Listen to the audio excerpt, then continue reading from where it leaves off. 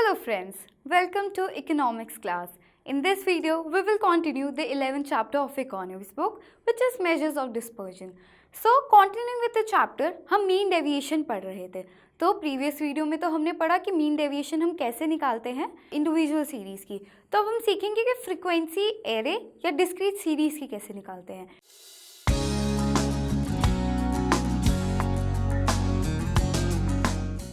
तो पहले तो आपको मीन और मीडियन का फॉर्मूला आना चाहिए दोनों का डिस्क्रीट सीरीज में. और मीडियन कैसे निकालते हैं और मीन कैसे निकालते हैं. सो मीडियन का तो सिंपल फॉर्मूला होता है n+1/2th आइटम.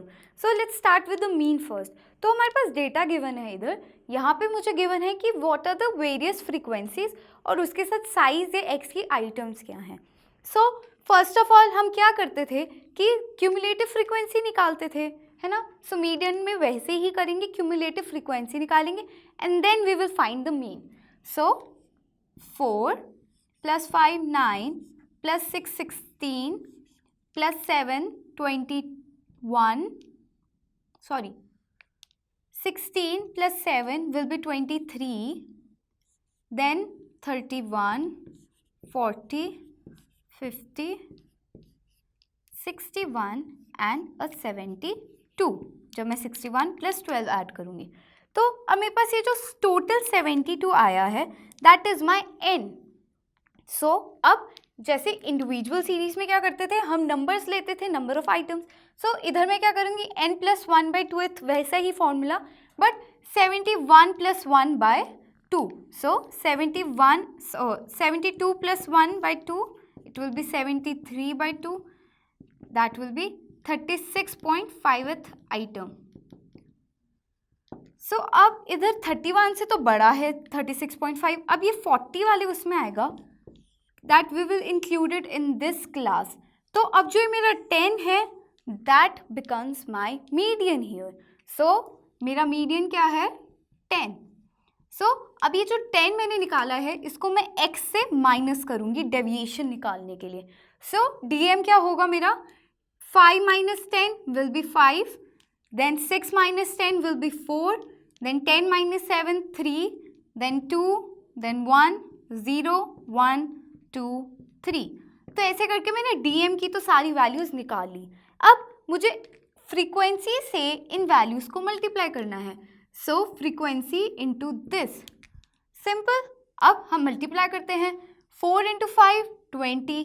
सो अब 4 × 5 will be 20, then 5 × 4 will be again 20, then 6 × 3 will be 18, then 7 2s are 14, 8 1s are 8, 9 × 0 0, then 10 × 1 10, then 12 2s are 22, then 12 3s are 36. अब मैं इन सबको ऐड करूँगी. 20 + 20 + 18 + 14 + 8 + 10 + 22 + 36. So I will get a total of 148. अब with the help of this number which is summation of FDM, मतलब the total of F into DM. DM क्या है हमारी deviations हैं. सो अब यही फॉर्मूला की एप्लीकेशन करूँगी अगर मैं, my MDM will be equal to ये जो है summation of FDM upon summation of F, जो ये मेरी फ्रीक्वेंसीज थी जिनका 72 आया था.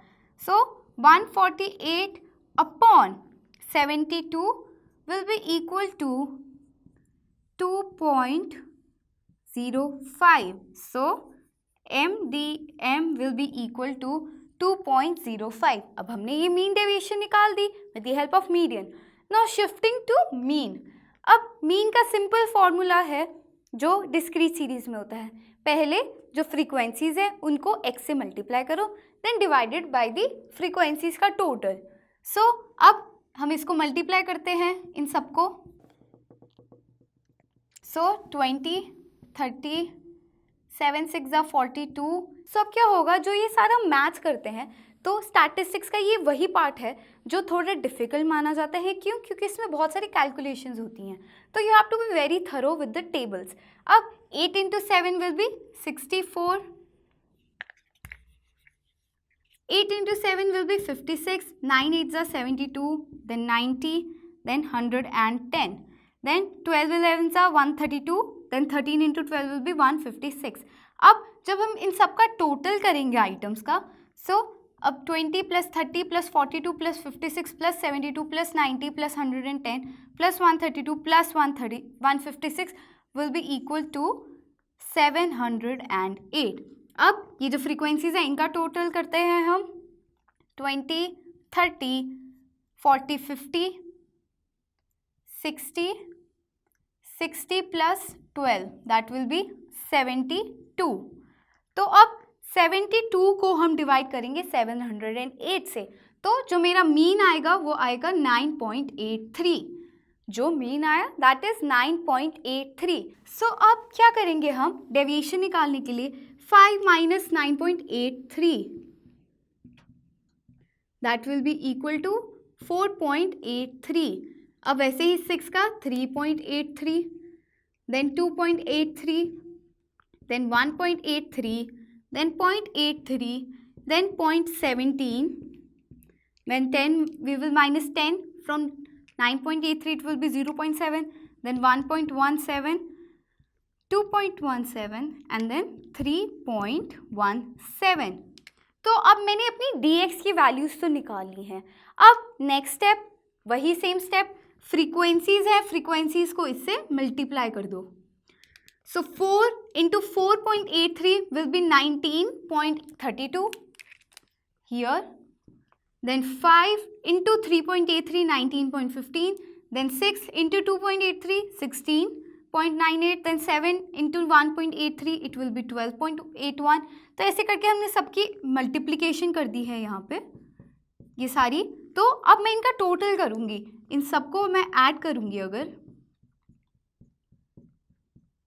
स्टार्टिंग फ्रॉम 19.32 टिल 38.04, तो मेरा टोटल जो आएगा एफ डी एक्स का summation, F D X bar का जो समिशन होगा दैट विल बी 150.04। अब वही मेथड अप्लाई करेंगे, जो मेरा एम डी एक्स होगा that will be equal to X bar will be equal to summation of F D X. अब यहाँ पे जो हमने एफ डी एक्स निकाला है upon simple frequencies that is summation of f, so 150.04 divided by 72। अब अगर हम इनको डिवाइड करेंगे तो मेरा आंसर आएगा 2.08। तो अब ये जो 2.08 आ गया ये मेरा एम डी एक्स आ गया है, और इधर मैंने क्या निकाला है 2.05 with the help of median. So अब हम कोएफिशिएंट निकालते हैं एम डी एम और एम डी एक्स बार का। तो coefficient of MDM is equal to MDM की जो अभी हमने वैल्यू निकाली थी, MDM की जो हमने वैल्यू निकाली थी ऊपर 2.05 अपॉन M मीडियन की वैल्यू जो है जैसे पहले करा था हमने, सो 2.05 अपॉन 10। अगर मुझे यहाँ से 0 हटाना है तो 2 से पहले मैं एक डेसिमल शिफ्ट कर देती हूँ, एक प्लेस यूनिट पहले लग जाता है, सो इट विल बी 0.205। सो ये मेरा कोएफिशिएंट ऑफ MDM है। नाउ कोएफिशिएंट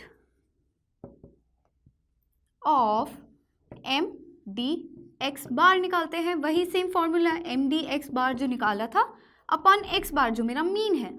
सो 2.08 आई थी हमारी वैल्यू MDX बार की, देन 9.83 x बार की वैल्यू थी जो हमारा मीन था। तो अब जब इसको डिवाइड करेंगे तो हमारी वैल्यू आएगी 0.21।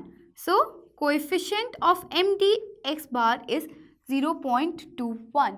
सो ये वेरिएशन बताता है, तो ये हमारा रिलेटिव मेजर का तरीका होता है जिसमें हम कोएफिशिएंट निकालते हैं। सो इस वीडियो में हमने क्या पढ़ा कि हम कैसे मीन डेविएशन निकालते हैं फ्रीक्वेंसी एरे या डिस्क्रीट सीरीज़ का। नेक्स्ट वीडियो में हम मीन डेविएशन निकालेंगे मीन और मीडियन की हेल्प से फ्रीक्वेंसी डिस्ट्रीब्यूशन सीरीज़ का। So see in the next video, till then keep revising.